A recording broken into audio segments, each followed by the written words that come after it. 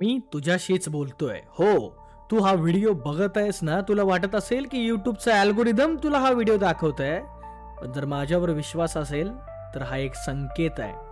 सध्या तू तुझ्या आयुष्यामध्ये ज्या संकटामध्ये अडकलायस, तुझ्या छोट्या-मोठ्या प्रत्येक संकटाचा सामना ज्या पद्धतीने तू करत आहेस किंवा मनातल्या मनात तुझे जे प्रश्न तुला सतावतायत, या सगळ्याची उत्तरं या व्हिडिओमध्ये तुला नक्की मिळतील. विश्वास ठेव. या व्हिडिओला ऐकताना, या व्हिडिओला बघताना मी तुझ्याशीच बोलतोय आणि तुलाच सांगतोय. हे मनात ठाम कर आणि व्हिडिओ पूर्ण बघ. बाळूमामा, त्यांचे जीवन स्वतःच एक महाचमत्कार होतं. त्यांचे आशीर्वाद लाखो मानवांची संकट दूर करणारे ठरले. त्यांचं प्रत्येक वचन, प्रत्येक भंडारा, प्रत्येक दर्शन भक्तांचे जीवन पूर्ण बदलून देणारे होते. आता आपण अंधश्रद्धा किंवा हे काही नसतं, हे खोटं आहे, अशा गोष्टींनी या गोष्टींना इग्नोर करायचा प्रयत्न करतो.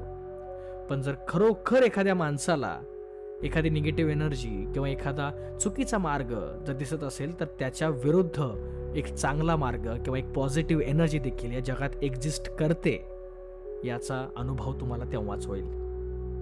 आता आपण त्यांच्या आशीर्वादाचे कसे, मनुष्याला संकटातून ते कसे काढत होते, त्यांनी कुणाकुणाला मदत केली, कुणाकुणाच्या आयुष्यामध्ये त्यांची मदत किंवा त्यांचा आशीर्वाद हा लाभदायी ठरला, याचे ज्वलंत आणि जिवंत उदाहरण बघूया. ही गोष्ट आदमापुरातच घडली आहे आणि सर्वात प्रसिद्ध देखील आहे. तिथे एक भक्त होता, शेठजी असं त्याला लोक म्हणायचे. पण त्यांचा मुलगा जो होता तो लहानपणापासून म्हणजे जन्मताच आंधळा होता. शेठजी संपत्ती भरपूर होती, पैसा अडका भरपूर होता, अंगाने तो मुलगा बलवान देखील होता.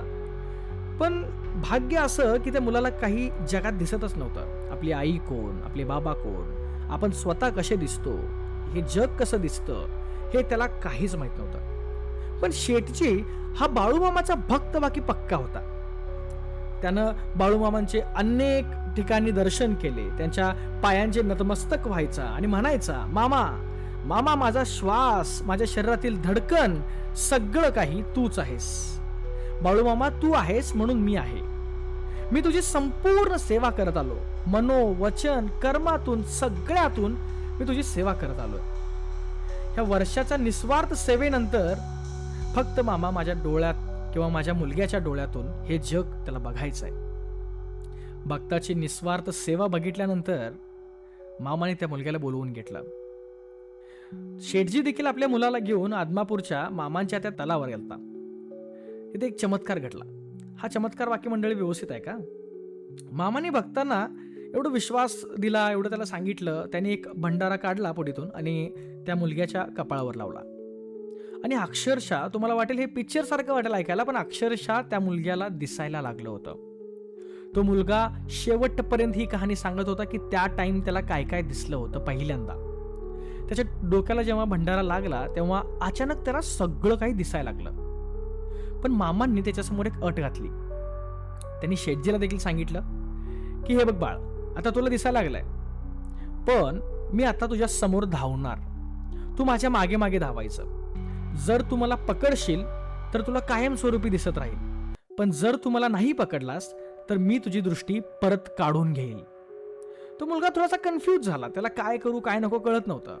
पण शेवटी मामांचा आदेश होता, त्यामुळे मामा अचानक समोर धावू लागले आणि तो मुलगा देखील मामांच्या मागे धावू लागला.